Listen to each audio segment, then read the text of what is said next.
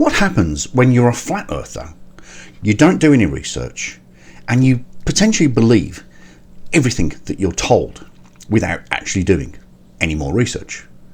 What happens is you make a video, put it on YouTube, and you look like an absolute ignoramus.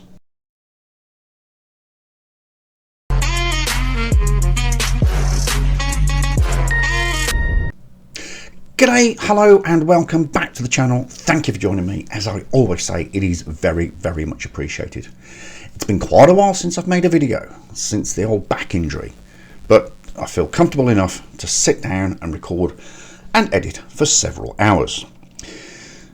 Today we have a chap called Alexander who talks about something I hold dear to my heart, Australia, and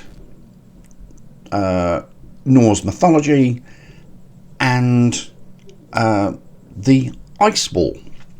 So let's see what he's got to say. Today I'm going to prove that Antarctica is really an ice wall. Yeah, well, good luck with it. I just want to say two things about that statement. One, there is no fudging ice wall whatsoever. And two, and most importantly, it's pronounced Antarctica. Antarctica. Antarctica. Antarctica. Antarctica. Pay attention, because it's going to get real deep. First things first, we're going to take a look at some maps pre-1900. And it seems like those people had a pretty good idea of what shape our Earth was. This map here hangs in the UN headquarters. Does it though? Does it really? Do you have any evidence to back up that totally ridiculous statement? Clearly showing a flat Earth model with land outside of the ice wall that we're not supposed to see. Another piece in this puzzle is Australia. Why pick an Australia? I lived there for 10 years. It's a great place. Great people, great weather. I kind of miss it a lot. Now you see a lot of the older maps pre-20th century showed Australia connecting to Antarctica, okay? That's because not a lot of exploration had happened at that time, and we could only guess what was happening on the other side of the country, indeed the other side of the world. You have to remember that Australia only became Australia on the 26th of January 1788. And back then, an awful lot of Australia hadn't been explored, let alone charted. Fun fact, my little bearded ignorant friend, Australia was actually connected to Antarctica in a massive superland called Gondwana. Alright, admittedly that was 85 million years ago, but it did happen. Now, there are two fences that are currently active in Australia that keep certain wildlife from entering the populated areas. Holy crap, I might have got this bloke all wrong. He actually has some facts.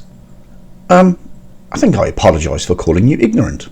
What he's actually talking about here is the dingo fence or dog fence, which was erected between 1880 and 1885, and it was to stop dingoes getting into the southeast part of Queensland and eating the sheep.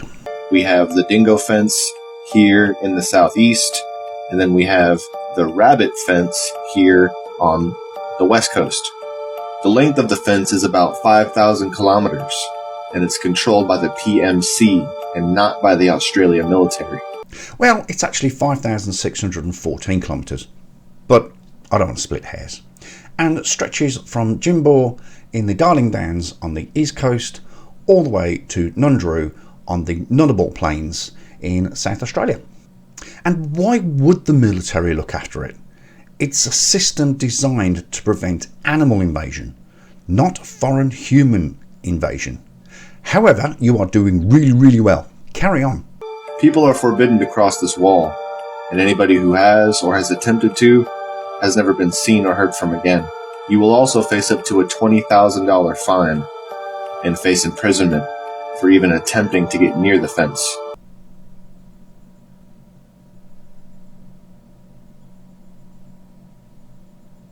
I take back my apology.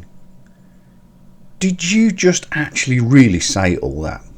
How about the thousands of trucks, residents, farmers, utility workers, tourists and grey nomads that cross the fence every single week? My bad, I did forget to mention the 23 workers of the Wild Dog Barrier Fence Department that inspect the fence every single week. At minor crossings, there are a series of gates to allow people to go through the fence. At major crossings, highways, etc., there are cattle grids that allow vehicles at high speed to pass through. Now, this next part is a little bit unrelated, but there is a point right at the very end. In Norse mythology, they speak of a serpent that encircles the entire earth, named Jormungand. It is said that he encircles the whole world like a wild, impenetrable forest. In the Bible, in Revelation, it speaks that in the apocalypse, that old serpent be released. Now, if the Norse are telling us that this giant serpent is actually this ice wall enclosing all these lands, and the Bible tells us that this serpent gets released at some point, then we have some sort of an indication of when the apocalypse will be and what will happen. You seem to make a massive leap there, my little bearded making up bullshit friend. Firstly, Norse mythology, which, let's remember, is based on a myth, and we all know what myth means, has been attributed to roughly 1000 AD, which is a full almost 1000 years since the Bible was written.